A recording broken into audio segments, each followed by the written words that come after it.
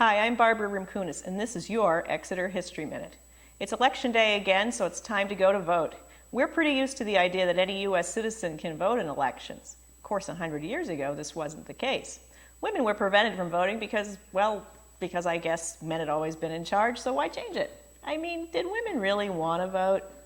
Running the government was a big, nasty job, so maybe it was just easier to let the boys take care of it. Yeah, no way. Women did indeed want a say in public affairs, but surprisingly, they didn't all want the vote. The issue of women's suffrage surfaced a few times in United States history, like when the Constitution was written, then a few decades later in 1848 at the Seneca Falls Convention, then with the adoption of the 15th Amendment, which extends voting rights to former slaves, but only the men, of course. Then women's suffrage gets intertwined with the temperance movement and the reforms of the progressive era. So by 1900, suffragists had a reputation for being angry, sober killjoys who might corner you at a party with a lecture about all the ills of society at large. I mean, who wants that? Certainly not the 1911 organizers of the National Association Opposed to Women's Suffrage. A New Hampshire branch quickly formed, and Exeter had its own stronghold right here in town. Now, before you get the idea that this group was entirely comprised of male chauvinists who wanted to keep the ladies in the kitchen, you need to know that this was entirely a women's group. The head of the New Hampshire branch was Exeter's own Frances Perry Dudley. The group was made up of the wealthy, well-educated wives of New Hampshire's upper crust, and they wanted to prevent the defeminization of American women. The well-meaning members, none of whom worked for wages or had to support families, believed strongly that politics was the realm of men. Women led by example and not by legislation. If women's suffrage passed, men and women would be viewed as social equals, and the deference women enjoyed by being above such messy matters would be taken away.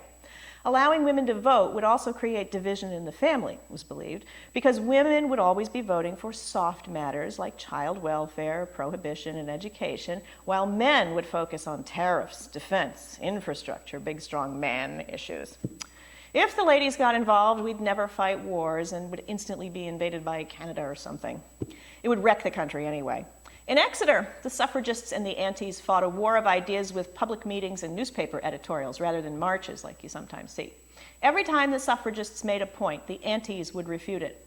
And of course, convincing women wasn't even all that important. It was really the men who were going to decide this issue. In 1912, 16-year-old Betty Tufts went to an anti-meeting with her mother. In her diary, she called the meeting very good, underlined multiple times, and declared herself to be an anti. She had a dog in the fight because her father, James Tufts, served in the New Hampshire Senate.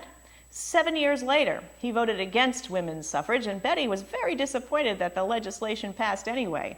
She called it worse luck. So, did all the anti-women protest and refuse to vote in 1920? No, of course not.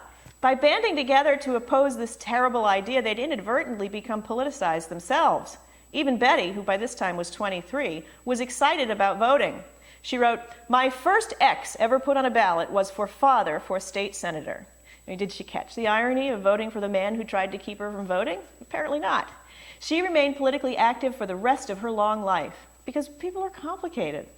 For more Exeter, New Hampshire history, stop in to visit us or come to one of our monthly meetings at the Exeter Historical Society. To find out what's going on, visit our website at www.exeterhistory.org.